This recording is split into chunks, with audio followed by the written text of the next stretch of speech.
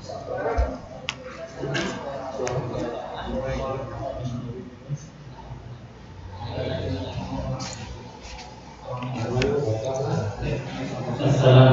warahmatullahi wabarakatuh. Innal hamdalillah wa nasta'inuhu wa nastaghfiruh wa na'udzu billahi min syururi anfusina wa min sayyiati a'malina. May yahdihillahu fala mudhillalah wa may yudlilhu fala hadiyalah. Asyhadu an la ilaha illallah wahdahu la syarikalah wa asyhadu anna Muhammadan abduhu wa rasuluh. Allahumma salli wa sallim ala rasulika wa habibika Muhammad ibn Abdillah wa ala alihi wa sahbihi wa man ittaba'a huda wa jahada fi sabilihi ila yaumiddin, amma ba'du. Bapak dan Ibu, ikhwan dan akhwat yang berbahagia, pertama-tama kita panjatkan puji dan syukur kehadiran Allah Subhanahu wa taala yang masih melimpahkan kepada kita rahmatnya, hidayahnya, inayahnya, sehingga kita ringan langkah untuk bisa hadir di tempat ini. Setelah kita bersyukur kepada Allah Subhanahu wa taala atas nikmat-nikmatnya, maka yang kedua, salawat dan salam semoga tercurah pada Nabi kita, Nabi Muhammad sallallahu alaihi wasallam, sebagai uswah hasanah kita, teladan terbaik umat manusia sepanjang zaman. Yang ketiga, kita masih melanjutkan bab ahkamul janaiz atau hukum-hukum yang terkait dengan jenazah. Di kesempatan yang lalu sudah kita bahas bab yang terkait dengan sholat jenazah, baik sholat jenazah pasca mengkafaninya maupun sholat jenazah ketika jenazah sudah dikuburkan, dan juga yang terkait dengan sholat gaib.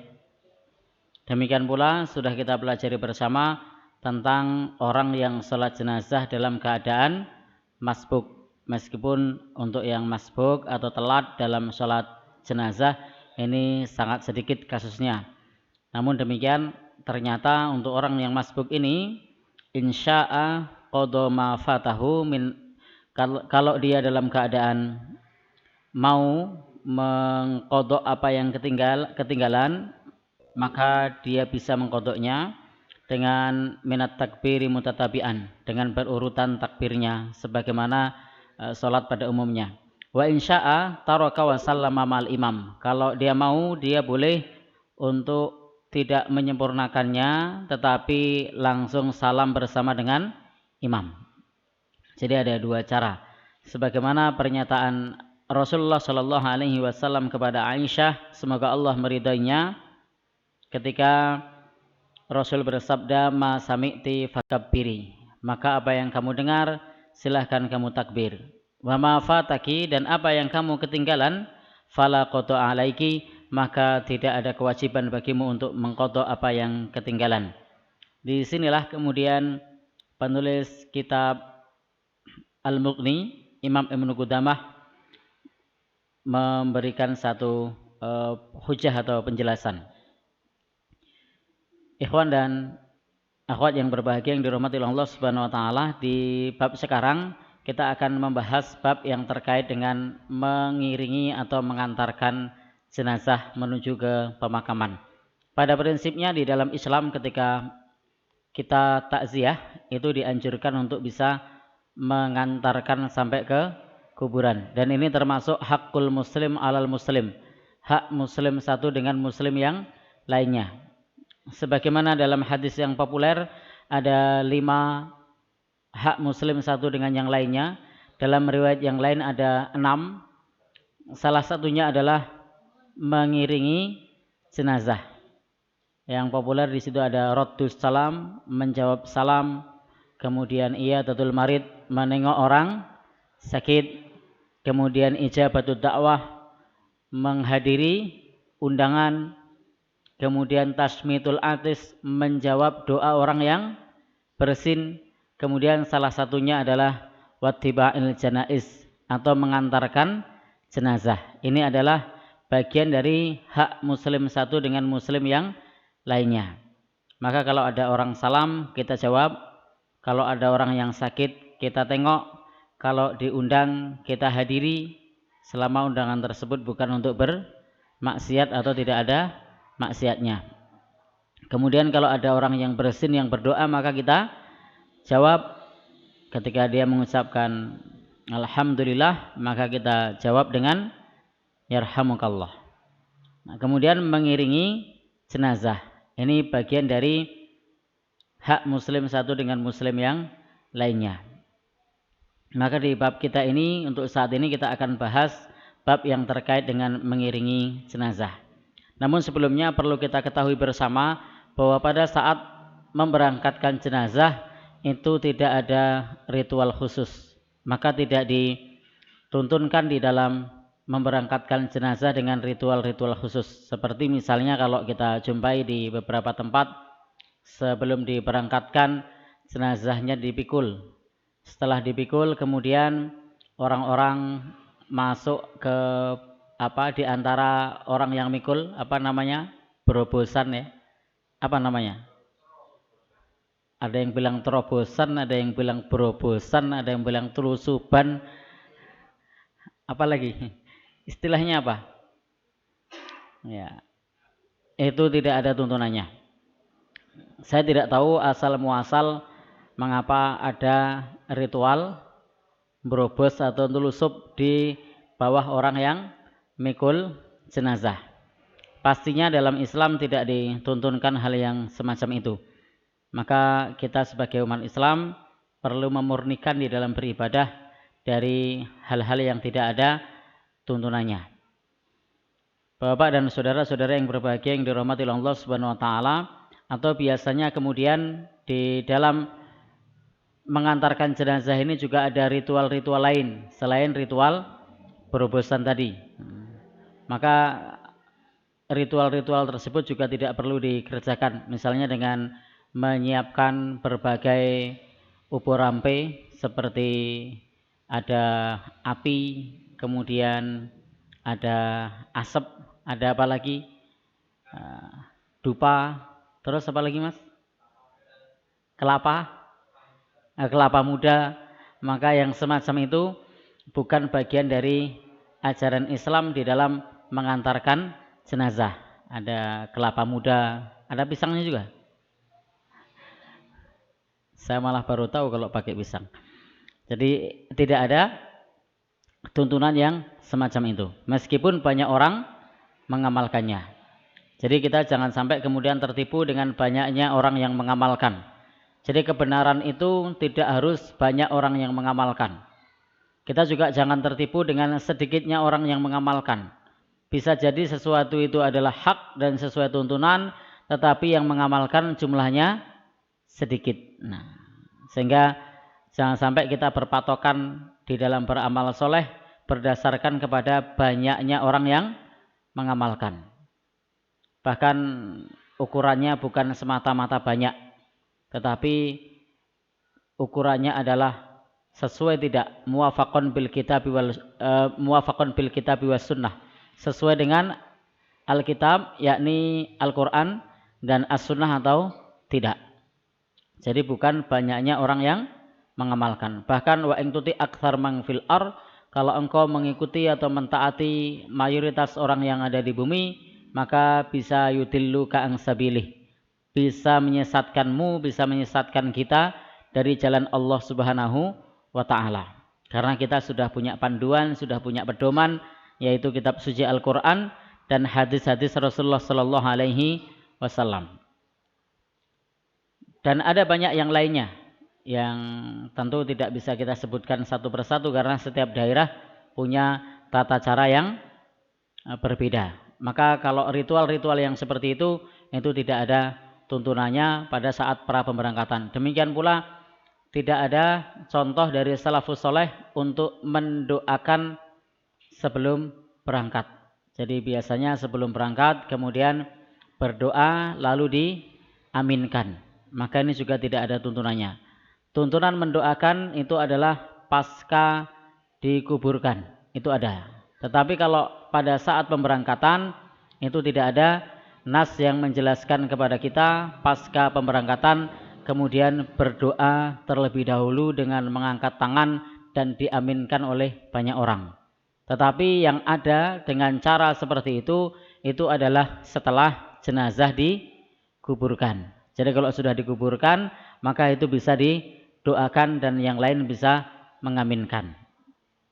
Bapak dan saudara yang berbahagia yang dirahmati oleh Allah Subhanahu wa taala, kadang-kadang memang hal yang semacam itu terjadi secara turun temurun menjadi satu adat kebiasaan dan itu bagi masyarakat sulit untuk membedakan mana yang bagian dari tuntunan dan mana yang bukan tuntunan. Maka disinilah pentingnya kita untuk mempelajari ahkamul janaiz atau hukum-hukum yang terkait dengan jenazah sehingga kita bisa membedakan mana yang sesuai tuntunan dan mana yang tidak sesuai tuntunan.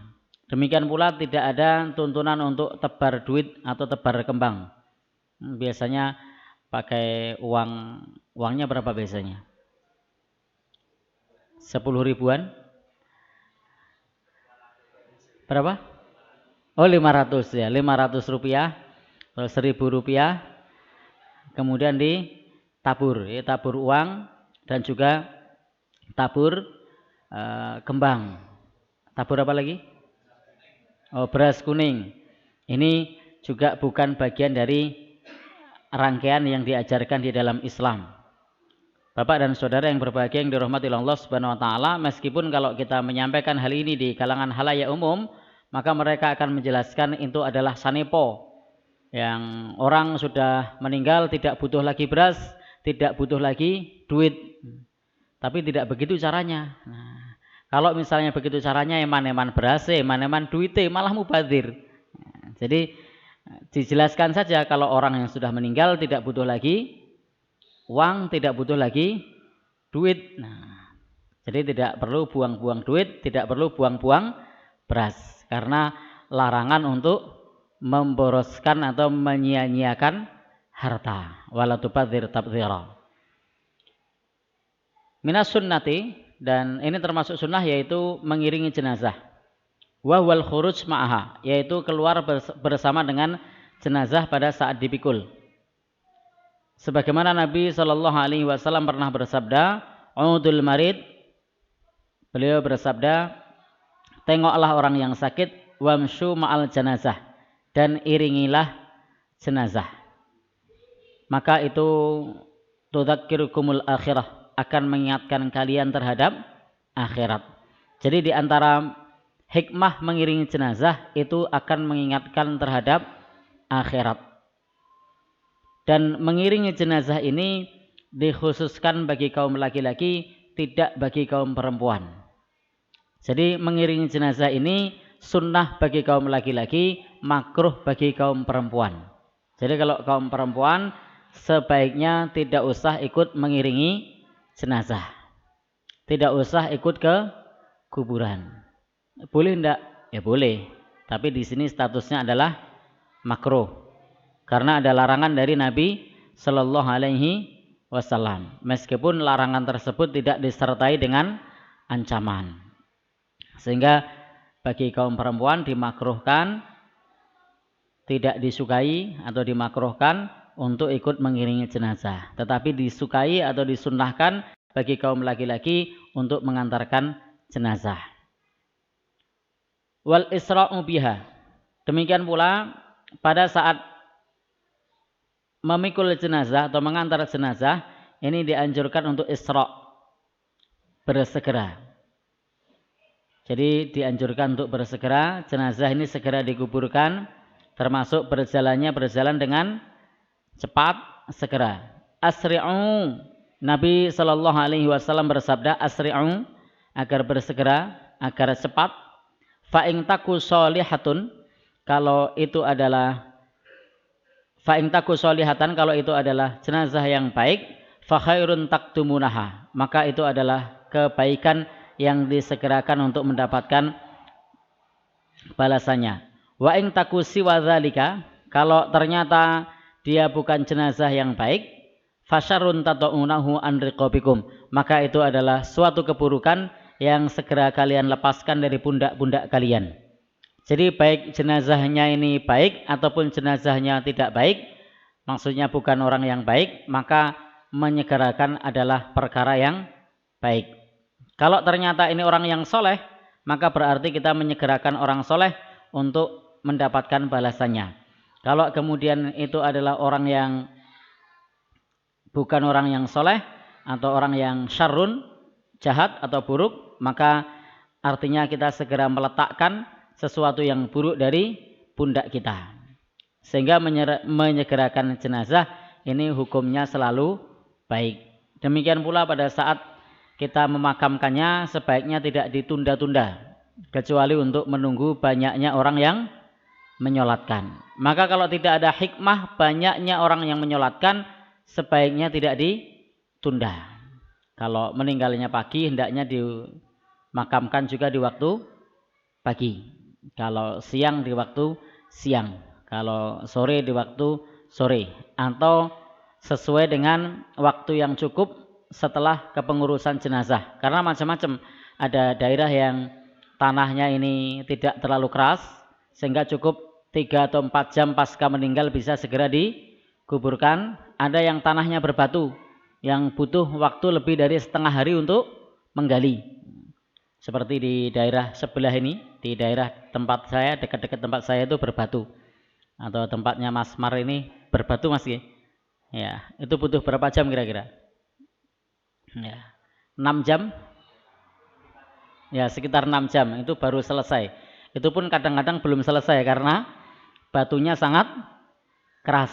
Nah, sehingga ini perlu dilihat juga dari sisi sudah selesai belum membuat liang kuburnya. Maka kalau seperti itu, maka termasuk alasan yang syar'i untuk menunda karena kuburannya belum siap atau karena menunggu banyaknya jumlah orang yang menyolatkan. Kalau ada hikmah itu maka tidak mengapa. Tapi kalau tidak ada hikmah itu maka segera disegerakan. Kama yustahabbul masyu amamaha. Sebagaimana juga pada saat mengiringi jenazah ini boleh mengiringi di depannya, boleh pula di sebelah kirinya, boleh pula di sebelah kanannya, boleh pula di belakangnya. Jadi mengiringi jenazah ini tidak harus di belakang, boleh pula di depannya. Sebagaimana kana Nabi sallallahu alaihi wasallam, dulu Nabi sallallahu alaihi wasallam wa Abu Bakrin dan sahabat Abu Bakar, wa Umar dan sahabat Umar, semoga Allah meridhai mereka, yamshuna amamal jenazah, mereka berjalan di depan jenazah. Jadi mengiringinya di depan jenazah. Kalau di tempat kita kan tidak lazim. Tetapi tidak mengapa, sebagaimana sahabat Abu Bakar, sahabat Umar, demikian pula Nabi Shallallahu Alaihi Wasallam mengiringi jenazah itu di depannya, jadi mendahului.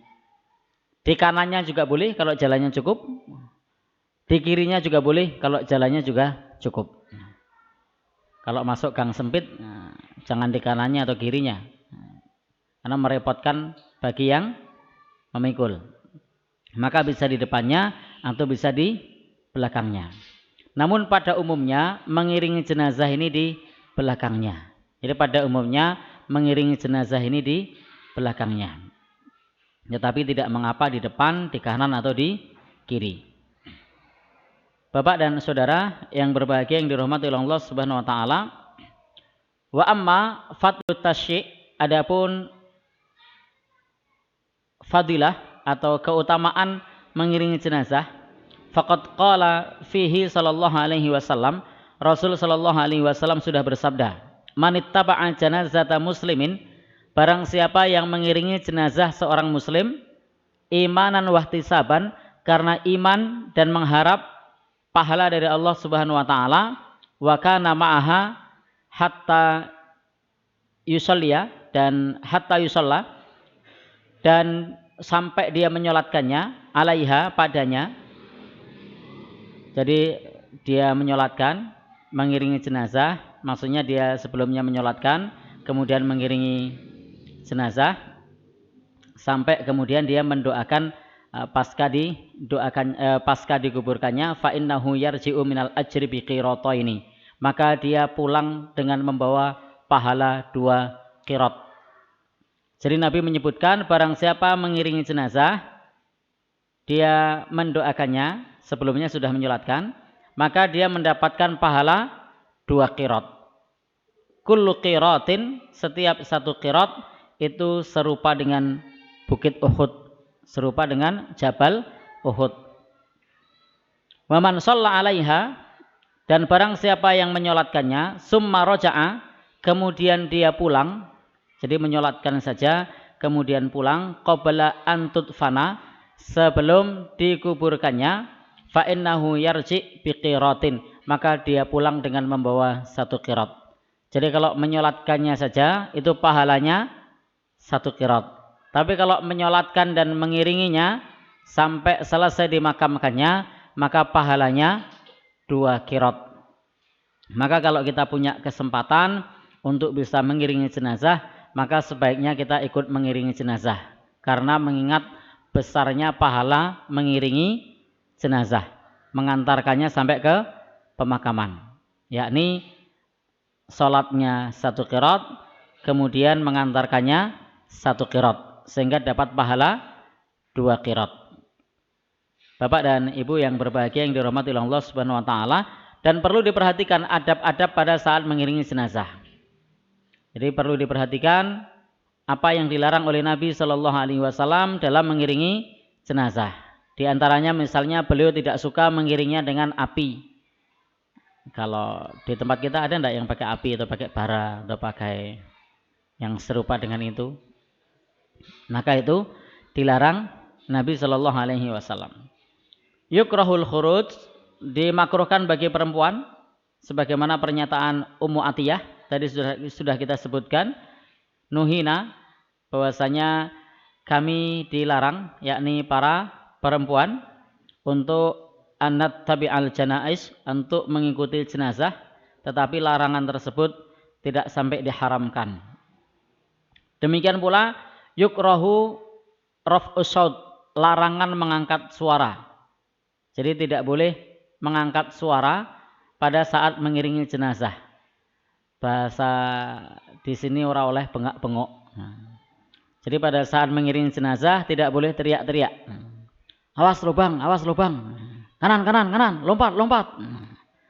Jadi teriak-teriak ini dimakruhkan. Maka sebaiknya tidak teriak-teriak pada saat memikul jenazah. Atau misalnya pojok ganti, ganti, ganti.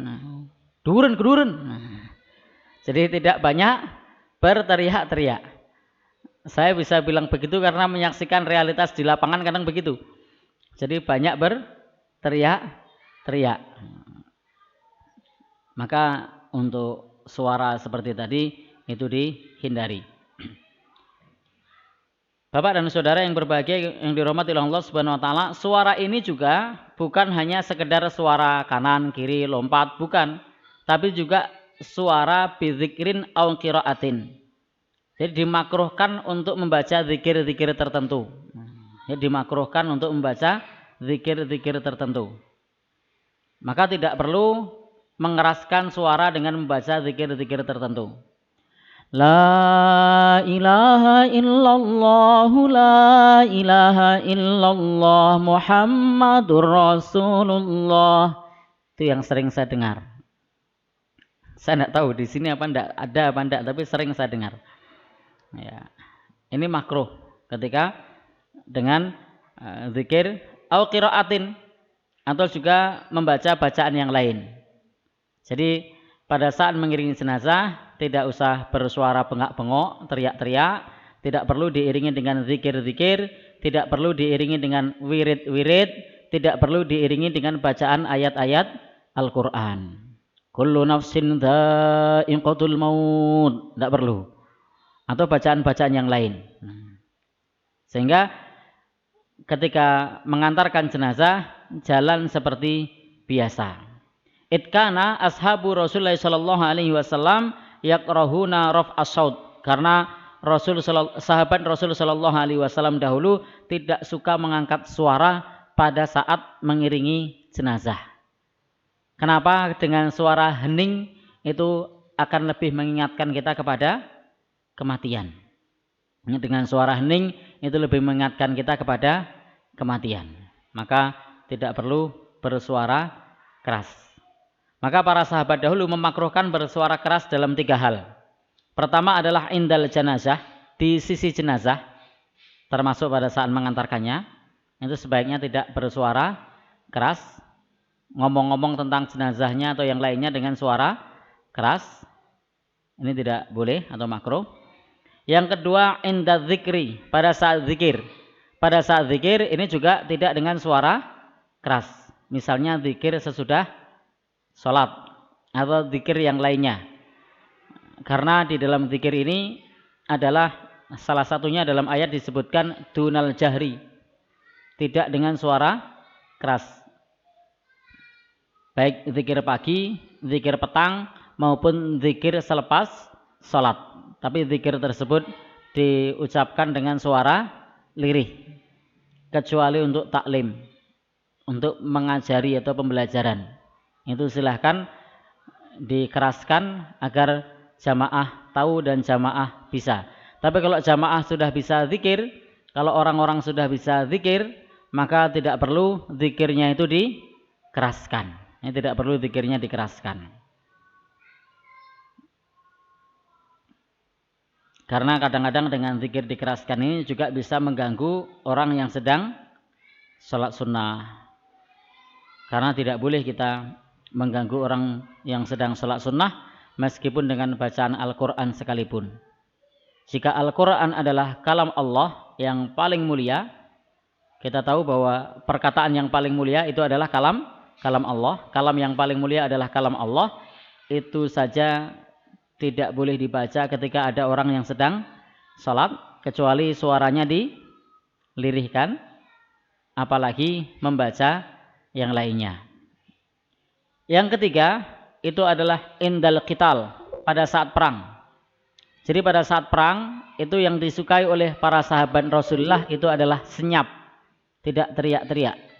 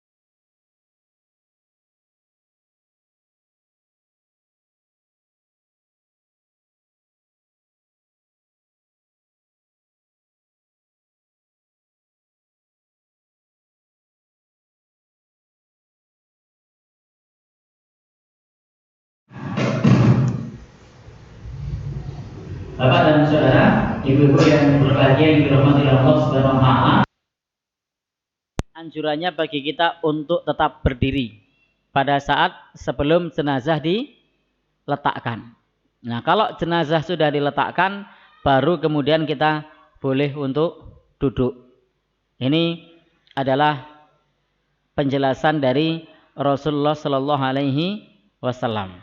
Maka kalau kita mengiringi jenazah, sebaiknya jangan duduk sampai jenazah tersebut diletakkan. Bapak Ibu, dan cara meletakkan jenazah ini juga ada ilmunya. Tidak boleh pada saat meletakkan jenazah tersebut misalnya dipegang kucir bagian atas sama bagian bawah lalu berteriak jirolu nying diangkat gitu kan. Nah, ini rawan patah itu. Padahal Nabi sudah bersabda kasru atmil mayit kakasri hayyan. Memecahkan tulang mayit sama dengan memecahkan tulang orang yang masih hidup. Jadi larangan memperlakukan mayit tidak sebagaimana mestinya. Kalau orangnya masih hidup itu bengok-bengok itu. Jadi kalau tidak percaya boleh dicoba ini yang masih sehat, diangkat bagian kaki sama bagian atasnya itu akan kesakitan kalau seperti itu. Maka sebaiknya diangkat sesuai tuntunan Rasulullah Shallallahu Alaihi Wasallam dengan cara dimasukkan terlebih dahulu kepalanya dari arah kaki.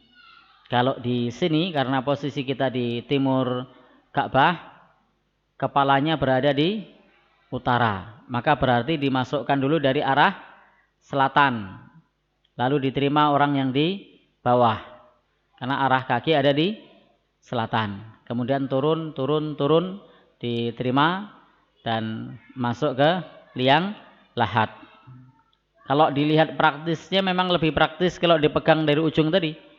Di kakinya ada satu orang yang pegang, di sebelah kepalanya ada satu orang yang pegang. Ini memang praktis, enteng, cepat, tapi tidak sesuai tuntunan dan tidak manusiawi. Maka yang sesuai tuntunan dan manusiawi itu adalah jenazahnya dibopong. Dibopong itu apa ya? Dibopong.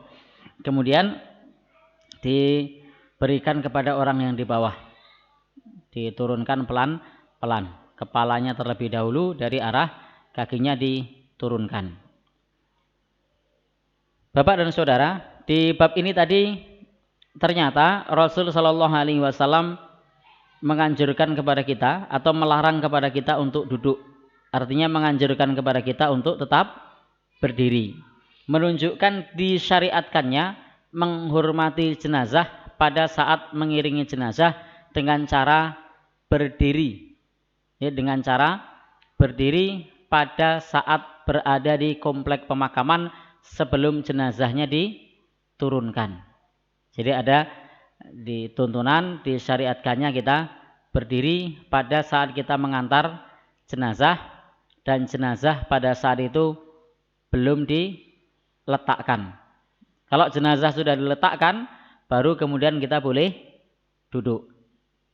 Bapak dan saudara, tetapi kalau yang berdiri pada saat ada jenazah yang lewat, itu disebutkan oleh Syekh Nasiruddin Al-Albani, hadisnya sudah mansukh. Beliau menyebutnya sudah mansukh, artinya tidak perlu diamalkan lagi untuk kasus ketika ada jenazah lewat kemudian berdiri. Memang dulu pernah disyariatkannya kalau ada jenazah lewat itu berdiri, itu dulu. Tapi setelah itu kemudian tidak lagi. Sudah dihapus tentang syariat untuk berdiri ketika ada jenazah yang sedang lewat. Itu penjelasan Syekh Al-Albani dalam buku beliau atau dalam kitab beliau Ahkamul Janaiz. Tetapi masih tetap disyariatkannya jika berdiri yang dimaksud adalah pada saat mengiringi jenazah sampai jenazah tersebut diletakkan. Itu tidak boleh duduk, itu betul. Itu masih disyariatkan sampai hari ini. Maka kita bisa memilah mana yang disyariatkan di dalam berdiri dan mana yang sudah tidak disyariatkannya lagi. Bapak dan saudara, kalau kita kemudian masuk ke komplek pemakaman, itu juga pada saat kita mengiringi jenazah, kalau mengenakan alas kaki atau mengenakan sandal, maka hendaknya dilepas. Jadi fakhlaq na'laik, hendaknya dilepas kedua sandalnya. Pernah ada seorang pemuda masuk di komplek pemakaman dan masih menggunakan sandalnya. Maka kemudian Rasul Shallallahu Alaihi Wasallam mengucapkan kata-kata lepaskan sandalmu. Pemuda ini kemudian menoleh, yang tadinya hendak marah, tapi ketika menoleh ternyata yang melarang Rasulullah hendak jadi marah dan sandalnya dilepas. Ini memang penting ketika kita amar ma'ruf nahi mungkar, yang melakukan tokoh sama bukan itu pengaruhnya berbeda. Maka Bapak Ibu yang menjadi tokoh masyarakat, silahkan untuk bisa terus bergerak dalam amar ma'ruf nahi mungkar karena Anda lebih didengar dibandingkan orang yang bukan merupakan bagian dari tokoh masyarakat. Seperti Pak Polisi, itu kalau ngomong dirungokno. Tapi beda kalau guru TPA, itu kurang begitu didengarkan. Atau misalnya lagi imam masjid, itu juga lebih didengarkan. Atau di kampungnya ada Pak RT, itu juga bisa lebih didengarkan. Sebagaimana pemuda tadi ketika tahu yang menegur adalah Rasulullah Shallallahu Alaihi Wasallam, maka sendalnya segera dilepas. Ketika tahu yang menegur adalah Rasulullah Shallallahu Alaihi Wasallam, maka memang ini adalah satu adab ketika kita masuk ke komplek pemakaman, hendaknya sendalnya tidak dipakai atau sendalnya tidak dikenakan. Di sini ada beberapa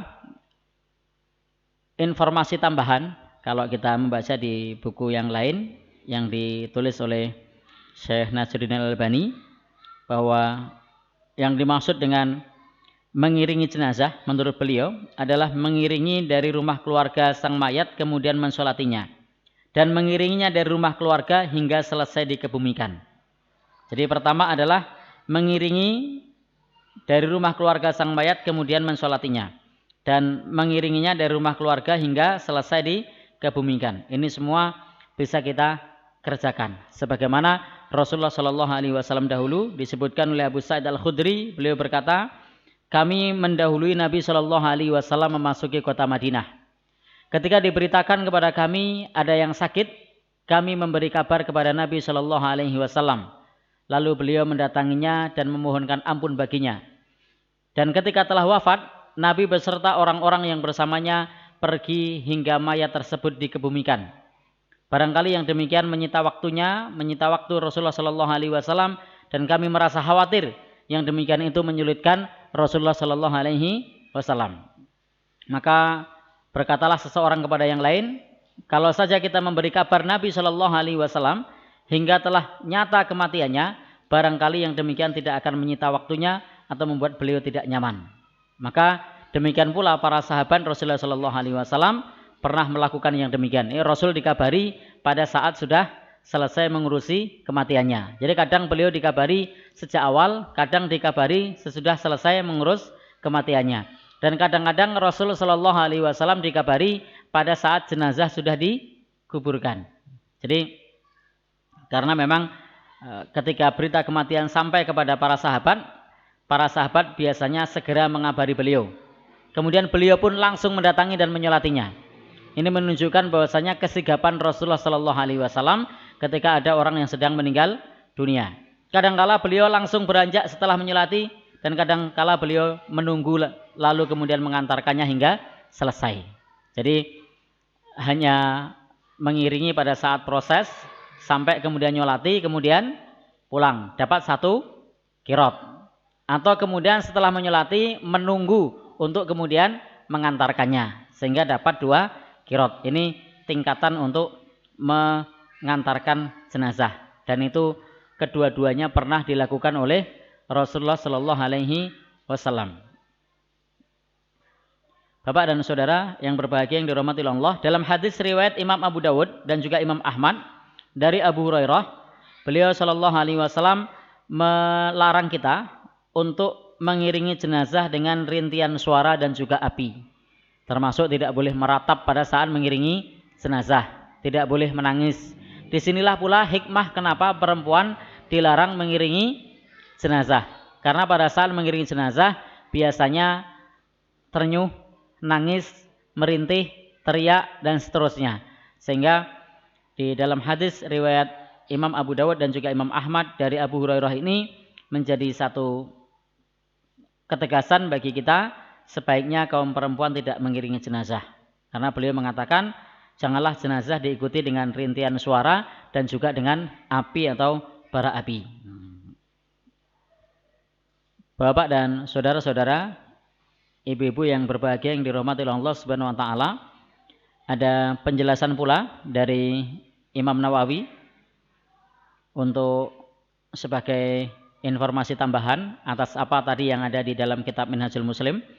Ini dikutip oleh Syekh Nasruddin Al-Albani bahwa Imam Nawawi, semoga Allah Subhanahu wa taala merahmatinya, menyatakan di dalam kitab beliau, kitab Al-Adhkar, dan kita tahu Imam Nawawi ini adalah salah satu ulama dalam madhab Syafi'i, bahkan kitab-kitabnya lebih dikenal daripada kitabnya Imam Asy-Syafi'i.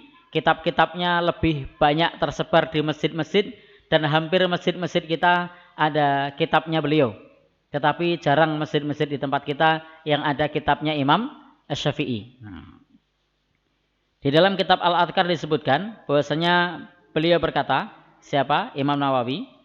Ketahuilah bahwa yang benar dan menjadi pilihan adalah apa yang diamalkan para salaf, semoga Allah meridhai mereka, yaitu diam, tenang dalam mengiringi jenazah. Karena memang selama ini kita banyak menjumpai mengiringi jenazah tidak dalam keadaan diam. Padahal Imam Nawawi yang bermadzhab Syafi'i menyebutkannya yang benar adalah mengiringi jenazah dengan tenang, dengan diam. Tidak mengangkat suaranya dengan bacaan-bacaan wirid. Jadi tidak ada wirid-wirid tertentu seperti Subhanallah walhamdulillah wala ilaha illallah Allahu akbar. Itu tidak perlu diiringi dengan wirid-wirid seperti itu.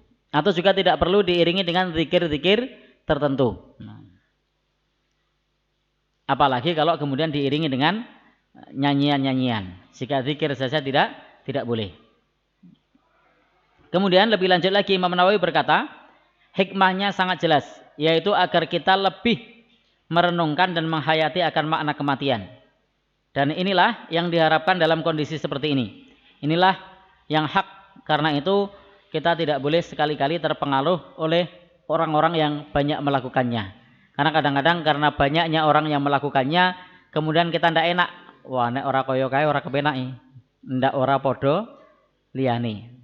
Jadi kadang-kadang kita melakukan sesuatu itu hanya ingin sama dengan orang lain. Ini salah satunya juga ditandai di sosial media itu kadang banyak yang latah. Ben podo karo liyane. Jadi melakukan sesuatu bukan sesuatu tetapi hanya sekedar biar sama dengan yang lain. Mestinya kita melakukan sesuatu motifnya bukan hanya karena sama dengan orang lain. Ini mendatangkan ridho Allah atau tidak. Ini bermanfaat atau tidak. Karena kalau hanya biar sama dengan orang lain, niscaya sebagaimana yang disebutkan oleh Abu Ali Al-Fadilah Ibn Iyad, tetaplah di jalur petunjuk dan jangan merasa sedih dengan sedikitnya orang yang mengikuti. Jadi kita tidak boleh merasa sedih dengan sedikitnya orang yang mengikuti. Bapak ibu-ibu yang berbahagia yang dirahmati oleh Allah Subhanahu wa taala, di bab ini tadi juga sudah kita sampaikan bahwa mengiringi jenazah ini ada kelonggaran, termasuk di bab ini ternyata disebutkan oleh Syekh di dalam kitab ini, beliau Shallallahu Alaihi Wasallam lebih sering dan juga para sahabat lebih sering mengiringi jenazah di belakangnya. Meskipun tadi boleh di depan, boleh di kanan, boleh di kiri, tapi lebih sering di belakang. Jadi bapak dan saudara yang berbahagia, meskipun beliau pernah di depan. Kemudian di bab ini juga dijelaskan, adapun orang yang menaiki kendaraan, maka hendaknya mengiringi jenazahnya diperbolehkan, tetapi mengiringi jenazah di belakang. Jadi kalau mengiringi jenazah dengan mengendarai kendaraan, apakah saat itu ada kendaraan? Ada. Apa? Kuda. Apalagi? Unta.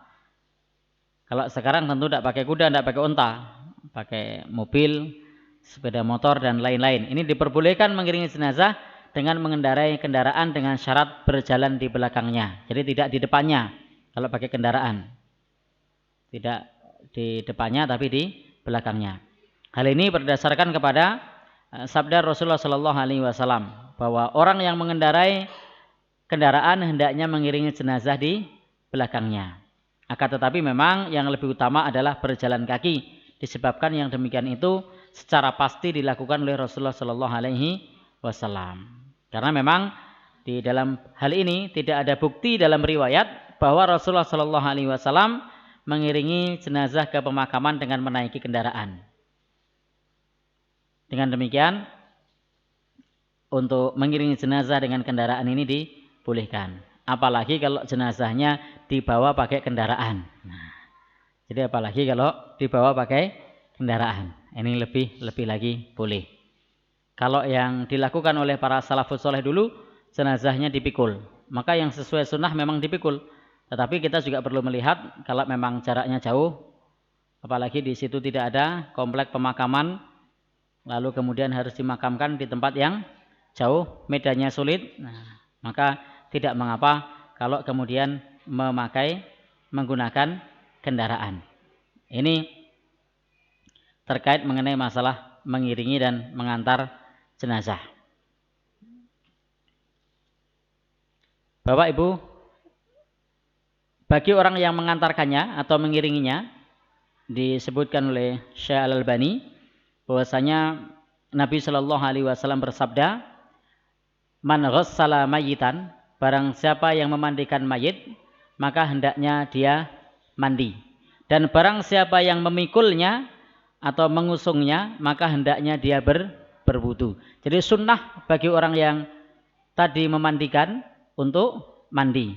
Dan sunnah bagi orang yang memikulnya untuk berwudu. Itu tidak wajib ya, itu tidak wajib.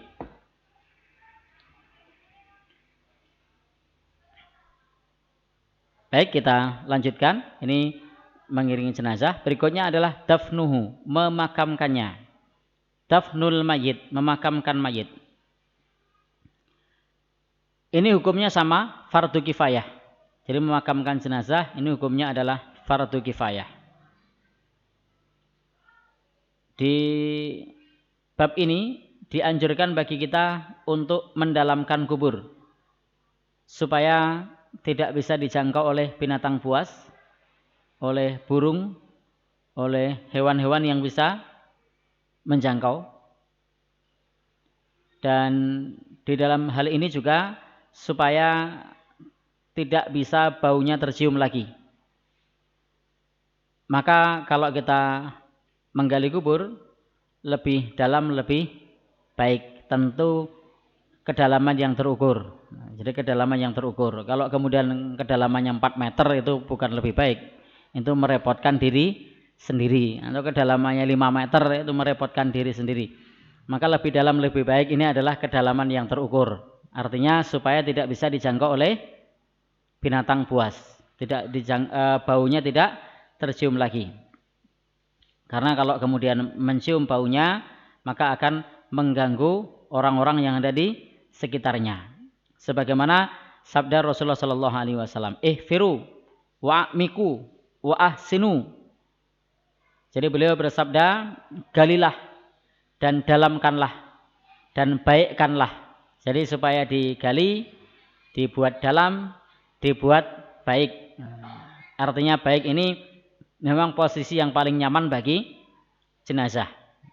Tidak terlalu sempit, tidak terlalu pendek, tapi juga tidak terlalu lebar.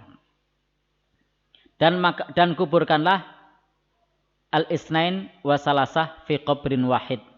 Beliau bersabda, kuburkanlah 2 atau 3 sekaligus dalam satu kubur. Ini kasusnya dalam perang.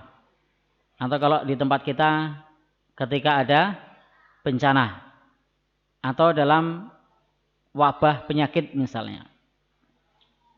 Corona lagi.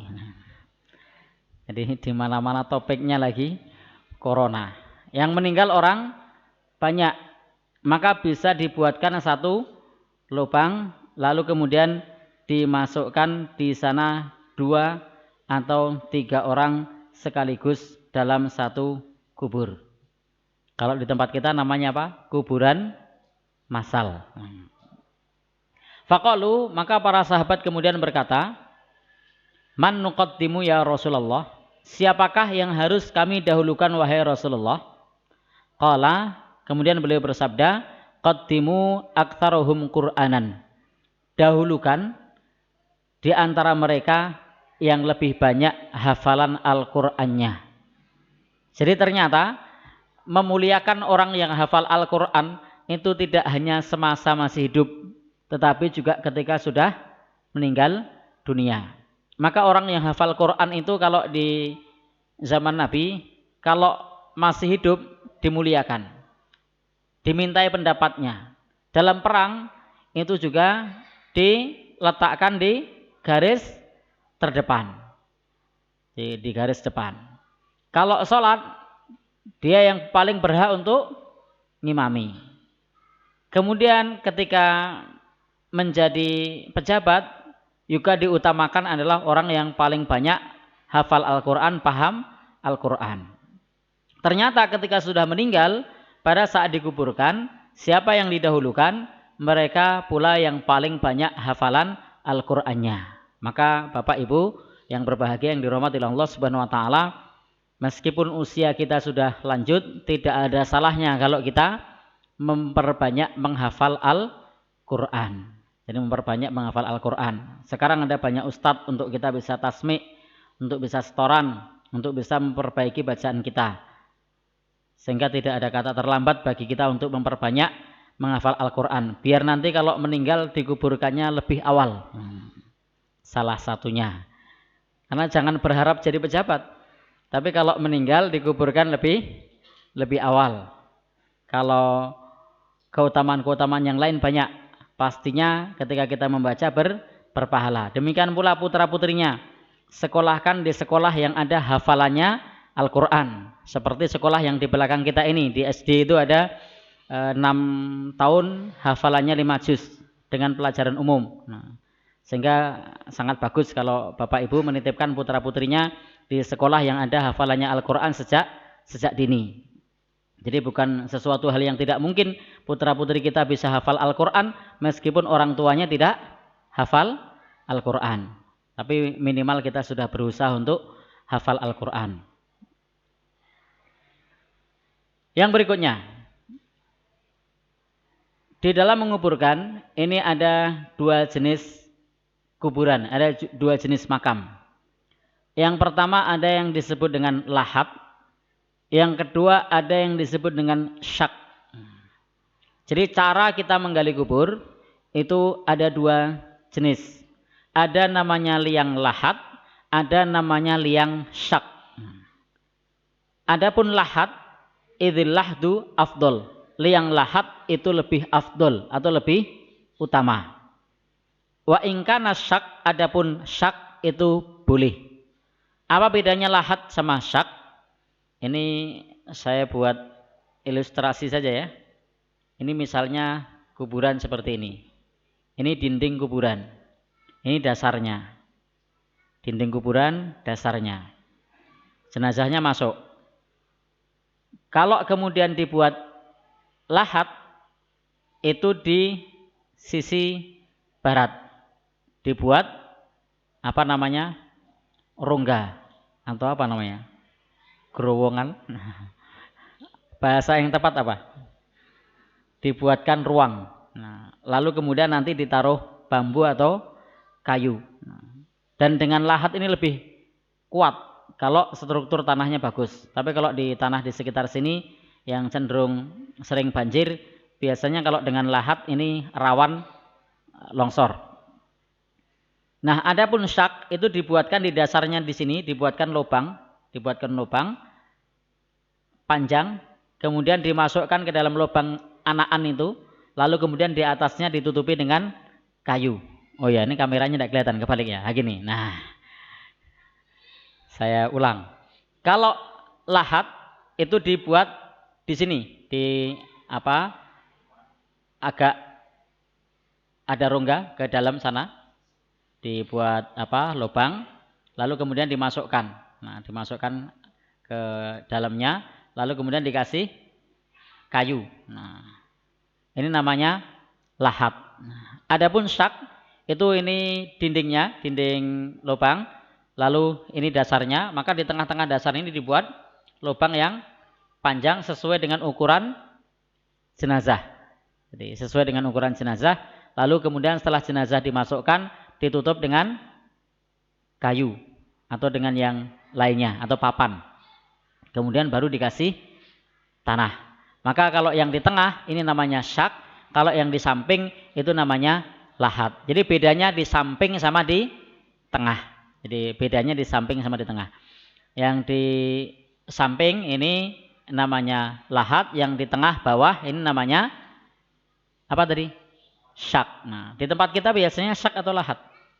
Syak. Nah, tapi kenapa orang bilang liang lahat? Tidak bilang liang syak. Jadi berarti di tempat kita banyak pakai liang syak.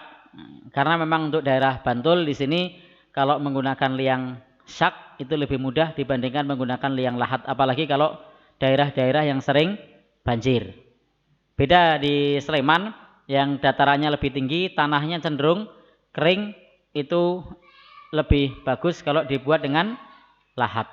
Tetapi kalau di daerah kita yang dataran rendah, kalau dibuat dengan lahat, apalagi tanahnya basah, tanahnya mudah runtuh, apalagi keluar mata air, itu agak merepotkan kalau dibuat dengan lahat. Maka biasanya dibuat syak.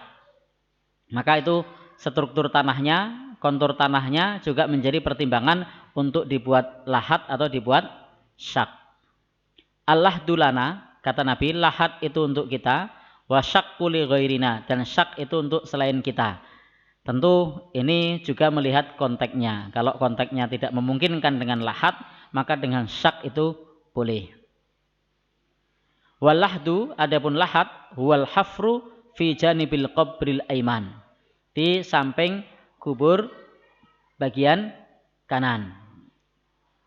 Bapak dan saudara, jadi di samping kubur bagian kanan atau di sebelah barat kalau di tempat kita. Kalau kemudian syak, huwal hafru fi wasatil qabri, yakni galian yang berada di tengah-tengah kubur. Itu disebut dengan syak. Jadi ada dua cara, dua-duanya boleh. Kalau memungkinkan, yang lebih afdal adalah lahat. Kalau memungkinkan. Tapi kalau tidak memungkinkan, jangan dipaksakan membuat lahat. Nanti malah runtuh. Apalagi keluar airnya. Kadang-kadang di tempat kita kalau menguburkan di musim-musim seperti ini harus bersamaan dengan pompa air. Jadi dipompa terus supaya airnya keluar, kemudian jenazahnya diletakkan. Kalau tidak dipompa bagaimana? Nanti kalah dengan mata airnya. Itu kadang seperti itu. Baik, yustahabbu liman hadarat dafna, dianjurkan bagi orang yang hadir menguburkannya, ayah su salasa hasyatin minat turab biyadihi fayarmi biha fil qabri min jihati ra'sil mayyit. Jadi dianjurkan bagi orang yang menghadiri pemakaman ini untuk membuat 3 genggaman tanah dengan tangannya, lalu kemudian melemparkannya ke kubur dari arah kepala mayit. Jadi mengambil tanah sebanyak 3 kali. Ini sunnah. Jadi ambil tanah lalu dilempar ke kubur dari arah kepala. Berarti kuburnya di sana kan? Dari arah kepala. Dilempar dari arah kepala. 1, 2, 3. 3 kali. Li fi'li Rasul sallallahu alaihi wasallam dzalika. Demikianlah yang dilakukan oleh Rasul sallallahu alaihi wasallam. Sebagaimana disebutkan oleh Imam Ibnu Majah dengan sanad la ba'sabih. Maka silahkan kalau mau mengamalkan, mengambil tanah 3 genggaman kemudian dilemparkan ke kuburnya dari arah kepala mayitnya.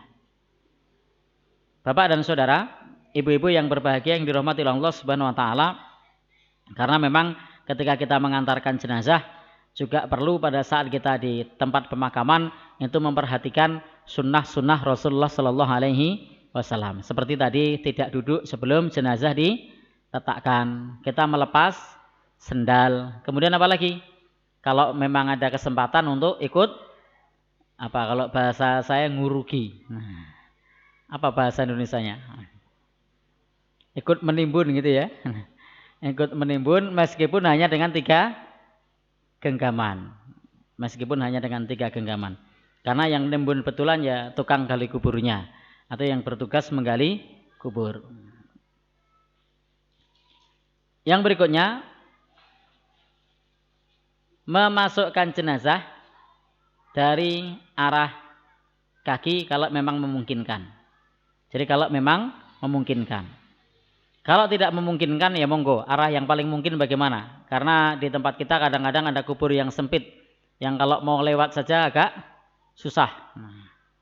Sehingga kalau memang memungkinkan bisa memasukkan dari arah kaki dan menghadapkannya ke kiblat. Jadi dihadapkan ke kiblat, dimiringkan ke kanan. Dihadapkan ke kiblat, dimiringkan ke kanan. Dan juga kemudian melepas tali-tali kafannya. Itulah kenapa kemarin ketika kita belajar kafan, talinya diletakkan di sebelah kiri dan dibuat tali yang tali tersebut bukan merupakan tali pati, tapi tali apa namanya? Nah, tali apalah saya tidak begitu paham namanya. Intinya tali sekali ditarik langsung kebuka. Nah, namanya ternyata beda-beda. Ilmu pramuka, ilmu rescue, ilmu newang masjid ternyata namanya beda semua. Intinya tali tersebut dengan sekali tarik itu bisa dibuka. Maka talinya diletakkan di sebelah kiri supaya pada saat dimiringkan ke kanan talinya bisa ditarik cepat dibuka. Jadi tidak lama di dalam membuka talinya. Itu lain halnya kalau talinya tidak tertib. Nah, ada yang di kiri, buka kiri. Satunya kanan, miringkan lagi, buka kanan. Satunya belakang, tengkurapkan belakang. Satunya depan, lumah ke depan. Repot. Maka nguruf kaum muslimin diletakkan di sebelah kiri talinya. Wa ayyakula wadi'uhu, dan orang yang meletakkannya membaca bismillah wa ala millati Rasulillah sallallahu alaihi wasallam. Jadi pada saat meletakkan jenazah ini membaca bagi yang meletakkannya bismillah wa ala millati Rasulillah sallallahu alaihi wasallam. Ini yang bisa kita kerjakan pada saat memasukkan jenazah. Maka tadi dimasukkan dari arah kakinya, dihadapkan ke arah kiblat, dimiringkan ke bagian kanan di bagian bawah, tali-talinya dilepas. Kemudian Bapak dan Saudara untuk membuka sedikit di bagian wajahnya, kemudian membaca bismillah wa ala millati Rasulullah sallallahu alaihi wasallam. Kemudian dibedakan antara memakamkan perempuan dengan laki-laki. Untuk memakamkan perempuan, hendaknya kubur perempuan ditutupi pada saat menguburkannya. Sementara kubur laki-laki tidak. Jadi bisa pakai kain atau yang lainnya, jadi ditutupkan di atas makamnya kalau untuk kuburnya perempuan. Tapi kalau laki-laki tidak perlu ditutup. Tetapi yang nutup aja melu ngincen.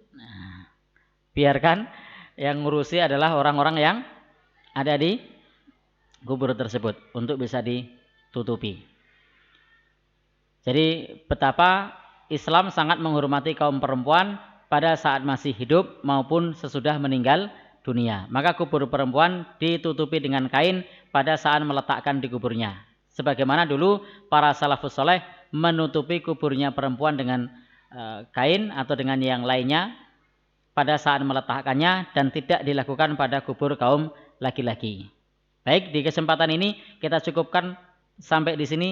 Insya Allah besok kita lanjutkan masih di bab menguburkannya. Karena waktu sudah menunjukkan lebih dari 9:30. Mudah-mudahan yang sedikit ini bermanfaat. Billahi taufik wal hidayah. Wassalamualaikum warahmatullahi wabarakatuh. Subhanakallahumma bihamdika.